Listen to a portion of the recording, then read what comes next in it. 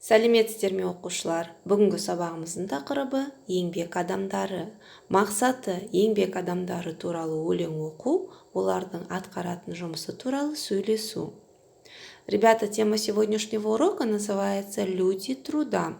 Сегодня прочитаем стихотворение об этих людях и будем разговаривать о их работе. Бүгінгі өтетін жаңа сөздер: диқан, земледелец, диірменші, мельник, жүргізуші, водитель, сатушы, продавец, есепші, это бухгалтер. Қайталаймыз: диқан, диірменші, жүргізуші, сатушы, есепші. Жарайсыңдар балалар. Енді жаңа сөздерге назар аударамыз. Ребята, обратите внимание на новые слова. Если вы заметили, эти слова в основном заканчиваются на суффиксы ш, щ. Да? Это почему? В казахском языке, если к существительным или же к глаголам добавляются суффиксы ш либо щ, то образуется определенный род занятий либо профессия. Мысалы, жүргізу – это водить, ал жүргізуші значит водитель. Сату – продавать. Если к нему добавить суффикс ш, то станет продавцом. Жұмыс – это работа. Жұмысшы – это рабочий. Бақылау – контролировать. С помощью суффикса ш стала контролером. Түсінікті ме оқушылар?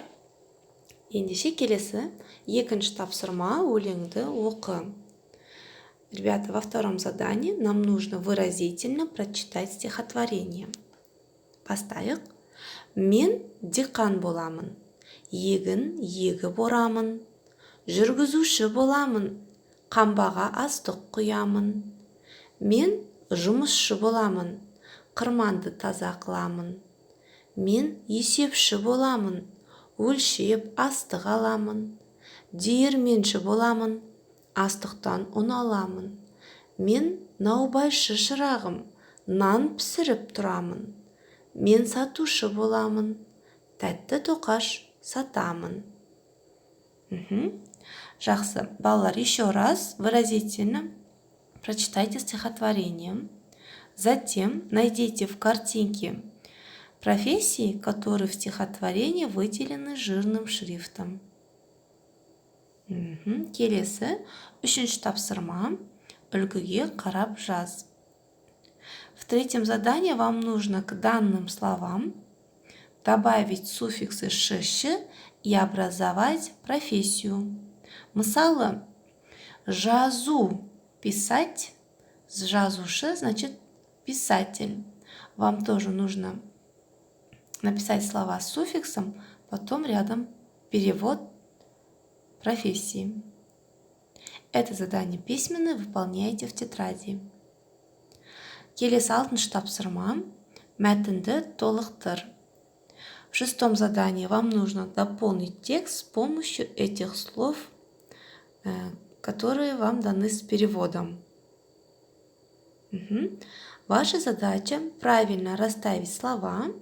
Таким образом вы узнаете, как же готовится хлеб. Ендігі сабағымыз аяқталды, оқушылар. Сау болыңыз.